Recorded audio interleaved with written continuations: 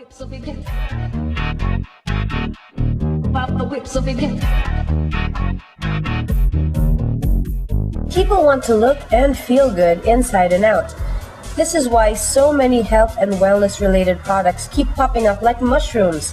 But will they stand the test of time? Perhaps not. If something cannot be sustained easily, then chances are people won't stick to it. This is where Century Tuna comes in. So what is the most important component of a healthy lifestyle? It's not your workout, it's actually your diet. Watching your diet doesn't mean you have to die a little bit every day. Healthy products like Century Tuna are around to keep your taste buds satisfied with variety. Runners need their protein. Partner Manny gets the lowdown from Andy Laterio on why tuna is one of the best sources of this must-have. Magandang hapon sa'yo. Magandang hapon, man. Okay. Ano pag-usapan natin ngayon? Paano ka nag-start na pagkakaroon ng active lifestyle? Siguro kasi, man, nagsimula yan nung nagtatrabaho pa ako noon sa corporation. Medyo overweight na ako, bigat ko na. Tapos, naninigarilyo, umiinom, kailangan ko ng tumino. So, pupunta ako sa gym, nagsasawa na ako sa gym kasi wala naman napapala pag puro buhat lang, di ba? Nabubuhat ka rin. Bubuhat lang naman yun eh. So, sumali ako sa mga fun run. Maya-maya, gusto ko na maging triathlete. Tapos, maya-maya, naging competitive na ako sa age group ko.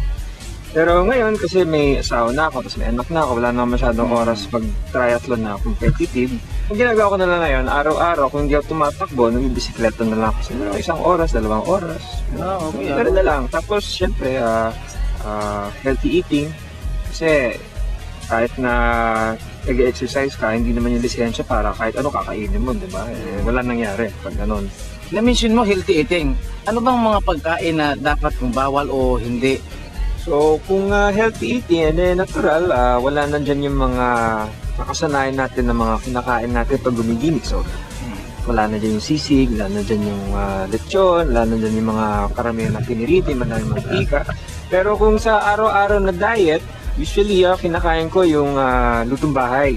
So, kanin, mga pagkain na mataas sa protina, ganyan, mga isda, gulay, madaming prutas, saging, kwan.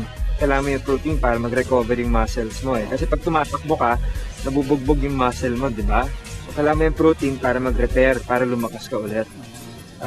Obviously, kailangan mo din yung carb.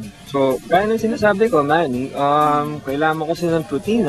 Minsan naman, wala tayong oras pumili ng isda sa palengke o sa supermarket. Minsan, nagmamadali tayo. So, pwede na rin na, yung kahit nakadilata na rin. Maganda nga ngayon sa mga nakadilata, madami na mga flavors yan. Madali nating mabili yan, di ba? Wala na kahirap-hirap. Mura lang, tapos dami ng flavors para kahit araw-arawin mo, hindi ka siguro magsasawa. Marami palang pwedeng gawin sa Century Corn Tuna. Marami talagang pwedeng gawin dyan sa corn tuna na yan, Manny. Kaya kailangan creative ka lang. Okay, maraming salamat sa oras mo ngayon na pinagbigyan mo kong makausap kita. Walang alaman, Manny. Good luck sa election, ha? Uy, di pa, tatakbo. Tatakbo na lang ako. ba? Tatakbo ako.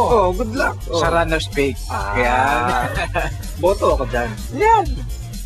Thanks to Andy, Partner Manny has yet another idol to look up to.